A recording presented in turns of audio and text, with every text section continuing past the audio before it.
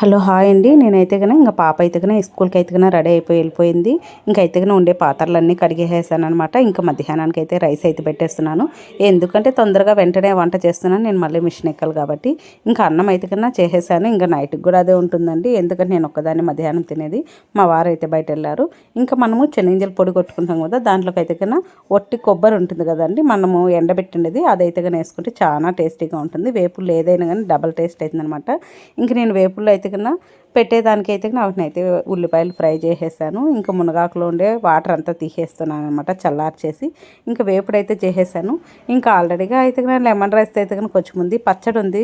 ఇంకా తెల్లవారిది నాకు ఇంకా ఉత్త పచ్చడిలోనే దిగలేదనమాట, ఇంకొంచెం పెరుగు కూడా యాడ్ చేసుకున్నాను. ఇంకా దీంట్లోకి ఒక 2-3 పెట్టుకుంటే ఆ కొంచెమన్నా తినేయచ్చు అనేసి అనమాట. ఇంకా నేనైతే కన్నా తినేసి కానీ ఇంకా మళ్ళీ మిషన్ అయితే ఎక్కాలండి. ఇంక ఇల్లు అయితే కనుక కొంచెం తుడిచేసి ఇంకా మిషన్ అయితే ఎక్కేస్తున్నాను అనమాట. ఓకే అండి, బాయ్ అండి.